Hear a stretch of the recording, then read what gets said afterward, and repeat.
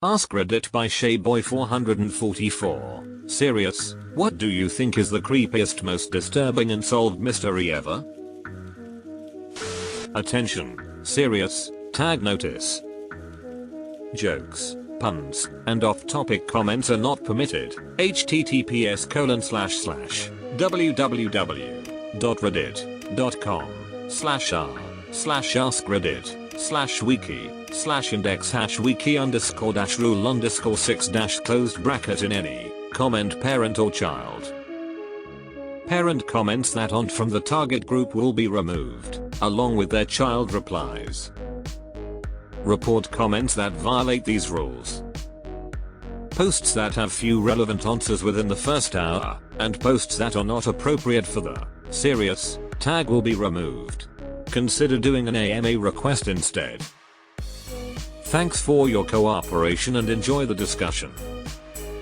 I am a bot, and this action was performed automatically. Please contact the moderators of this subreddit. Message compose $?to =r@askreddit if you have any questions or concerns. The Eastern Forest of Horror in Nigeria. A local taxi driver goes missing and his friends create a makeshift search party and investigate a forest. Instead of finding their friend, they find an abandoned school or factory that have the remnants of a hellish torture, murder, ritual killing and human trafficking. 8 survivors were rescued. Numerous body parts, rotting corpses and personal artifacts were found. The perpetrators were never found, although local politicians and ritualists were suspects. Whilst this discovery is disturbing, the mystery for me is that the original taxi driver still hasn't been found. I'm just gonna leave this right here. https://en.m.wiki.org/wiki/of_forest_of_horror. I am an avid unresolved mysteries reader, and I don't know why it has stuck with my but colleague. 16-year-old girl called her stepmother to pick her up from a party, reportedly was too scared to sleep because she thought someone would kill her, and the next day she disappeared. There was some weird interviews and dynamics between step-parents and birth parents, and a bunch of theories abound. Her father was just arrested for corporal injury to spouse. No further details have been released, but that's a pretty scary charge. Seems like dad has anger issues and stepmom disliked the girl. Her poor mother. The disappearance of Zeb Quinn. https://en.wikipedia.org/wiki/disappearance_of-Zeb_Quinn?w_prof_fti1 . He was 18 years old when he went missing in 2000. Was working his shift at a local Walmart and afterwards wanted to look at a new car with a colleague when he allegedly received a call that made him take off frantically. After that he was never seen again. The strangest thing is that a few days later his car was found in a parking lot, with the headlights turned on, a pair of lips and an exclamation mark drawn on the back window, and pink lipstick, and a live Labrador puppy sitting inside. In 2017 the colleague was arrested for his murder, but all the strange details still make no sense at all.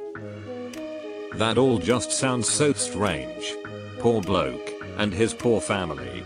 I doubt they'll ever get a proper answer. The disappearance of Lars Mittank. A German man who went on vacation in Bulgaria in 2014.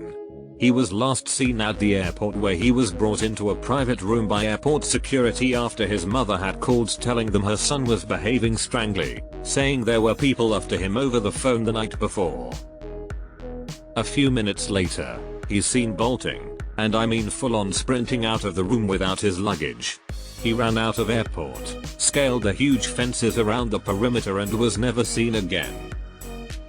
Hundreds of witnesses, CCTV footage and a police presence, and the man still basically disappeared off the face of the earth in broad daylight. What I think happened was, Lars had to stay behind while his friends returned home, due to perforated eardrum. He was prescribed an antibiotic for it, one which he might have had an allergic reaction to, causing some sort of psychosis. Firstly, the murder of John Bennett Ramsey. Just the idea that her own parents might have done it is disturbing, especially considering the circumstances. And also the Keddy cabin murders. Not only did the 14-year-old daughter of one of the victims find them tied up and stabbed to death, 3 more kids were still asleep in the bedroom, having no idea what had happened. Have you seen the crazy guy on Facebook claiming his father did the Keddy cabin murders? Wild stuff. A lesser known one that sticks with me is Selena 145,002. 12 years old, 9 months pregnant, disappears from her room overnight. She didn't bring any belongings with her, and neither she or the baby have ever been found. Her dad and his family were involved with a shady church, but there's no proof they know what happened to her. The obvious theory is that her baby's father killed her and hid the body to avoid statutory rape charges, but nobody knows, or will admit to knowing, anyhow, who he was. 12 years old, 9 months pregnant by an unknown person, forced to complete the pregnancy due to the family's religion, part of a church with a particularly authoritarian leader where she was also homeschooled, disappears overnight from her family home with nothing and no disturbance. Eesh. That's a terrible story all around. Jessica Chambers. She was set on fire in her car and had gasoline poured down her throat. Paramedics found her walking down the lane on fire. The only part of her body that wasn't burned was the bottom of her feet. She did not survive. Police found a suspect but did not have enough evidence to charge him. Paramedics were so traumatized by what they saw, they had to go through therapy, and broke down on stage during interviews. She tried to name her attacker, but her throat was so destroyed, she couldn't be understood. Fucking what the fuck? The murder of Robert Wone. https://en.wikipedia.org/murder_of_robert_eric_wone is something I think about often. He was with friends, just staying the night, and what happened to him sounds brutal. Even more disturbing to me is the fact that everyone who was in that house that evening seemingly have a pact of silence and are walking around free as a bird. How brutal. Missy Bevers. A suspect in full SWAT armor breaks into a church and smashes windows and breaks open doors with a hammer, looking for a local fitness instructor. They then find and beat her to death before getting away. There is high quality surveillance video of both them and their car, but investigators couldn't make out the license plate. There has been a suspect who was cleared because of an alibi, and there's been no recent updates. Elizabeth Barraza murder. She was murdered in her driveway in the early morning by a person looked to be disguised as a woman. Grainy security footage and no answers. As a diver, I find the disappearance of Ben McDaniels to be super interesting.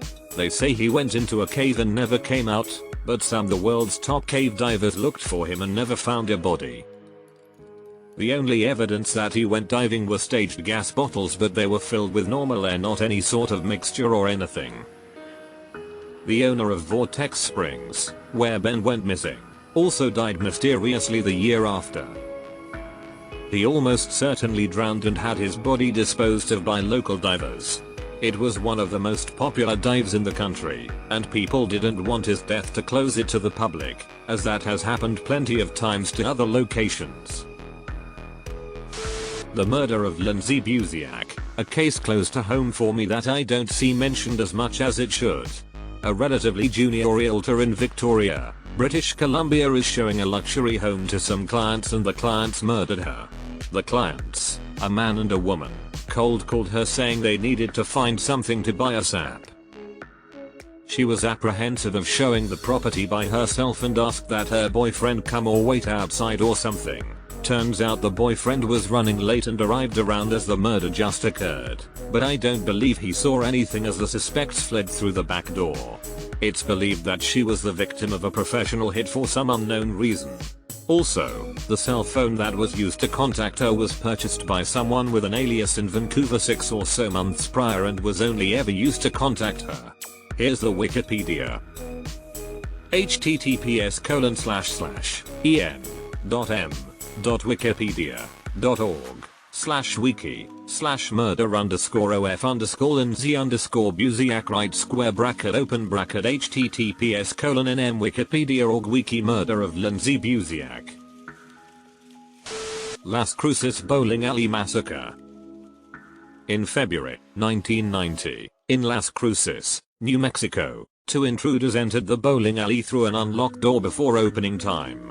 The cook, Ida Holguin, was forced by one gunman to go to the office where Stephanie Senak, her 12-year-old daughter Melissa Repass, and Melissa's 13-year-old friend Amy Hauser were being held by the other gunman. The women and girls were forced to lie on the ground while the gunman stole $4 minus $5 from a safe. The alley's pin mechanic, Steve Turan, arrived at the alley with his daughters, 6-year-old Paula and 2-year-old Valerie, who he'd been unable to find a babysitter for. The gunman then shot everyone. The gunman haphazardly set fire to the office, but it didn't burn much. After they left, 12-year-old Melissa was able to call the police despite being shot 5 times. She and the cook would survive their wounds. Melissa's mother, Stephanie Senak, would die. The gunmen have never been identified.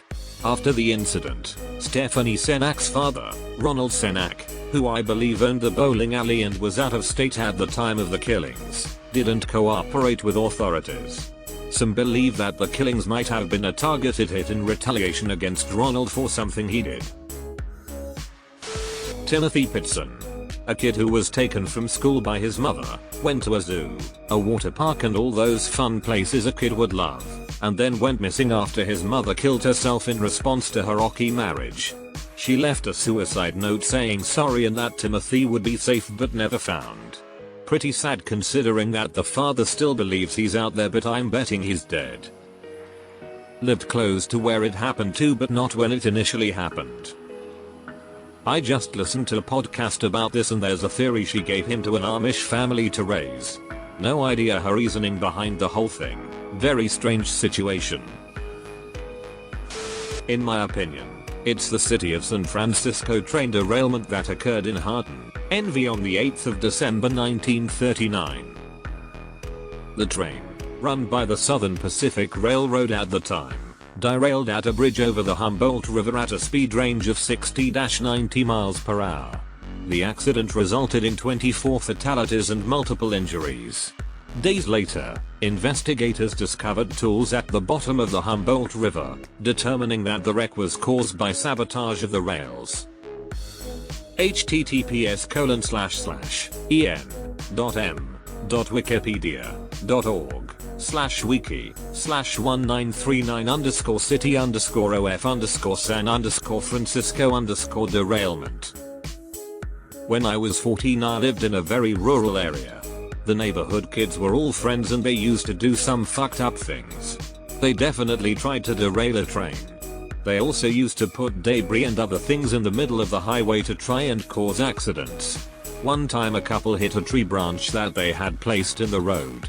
When the couple stopped, the kids threw rocks at them. Rural kids with dysfunctional family life. The yogurt shop murders that took place in Austin, Texas in late 1991. It's been the subject of a couple episodes on 48 Hours and a book devoted to the case was published around 5 years ago. Who Killed These Girls by Beverly Lowry. Austin yogurt shop killings. In 1969, a student was killed in the stacks of the library at Mild College, Penn State, and was found with a singular stab wound on her chest. It wasn't even late or anything, and while there were many suspects, no one was ever arrested for it. It's insane how someone could kill a person in broad daylight at a major university and get away with it. It's not really anything super crazy in comparison to other stories here. It's just weird to me personally because I would always study there and I didn't find out about it until after I graduated. Several people even saw the killer leave, and one even tried to follow him, but couldn't keep up. The murder of the Swedish Prime Minister Olof Palme. He was killed over 30 years ago and no one have found the murder. In a similar vein, the kidnapping and murder of former Italian Prime Minister Aldo Moro. To this day nobody knows where he was being held, or exactly who his captors were, other than the fact they were associated with the Red Brigades. No arrests were ever made. For me the Tylenol poisonings are just off-putting with how easy it was, how widespread the poisonings were, how the guy was never caught, and the lasting impact of the incident. The part that always gets me is the one case of the young man who was in hospital from the Tylenol and died, back at the house. His brother and sister-in-law had headaches from all the tension and crying and took Tylenol from that same bottle and also died. Just so tragic. In the early 80s, all within 18 months of each other, 3 paperboys in the Des Moines, Iowa area all went missing during their morning route. The cases have never been solved. There are theories ranging from a pedophilia ring, an ex-employee who was a creeper kidnapping them, and even a lone wolf type situation. It's a bizarre case that has baffled Iowa for years. I had one of those early morning past routes and dang, I never thought about how dangerous the isolation at that time of the morning could have been. As a kid, I always kinda liked the peacefulness of being up and out on my bike that time of day. The Cittagea family murder. https://en.wikipedia.org/Cittagea_family_murder . Late on the night of the 30th of December, 2000 in Cittagea, Tokyo, a man broke into the house of a family of 4, strangled the son in his bed, stabbed the father, and brutally killed the mother and daughter. The killer then spent hours in the house eating their food, using their toilet, and going through their paperwork like he owned the place, and eventually left, never to be found since. I just read up on it and he took a nap ? Honestly, the Cape intruder isn't disturbing, just weird as hell. During the night in Cape, Maine in like 2005, people who kept their doors unlocked would wake up to find a man staring at them and he would quickly flee. No people were ever injured and nothing was ever stolen. They just watched people sleep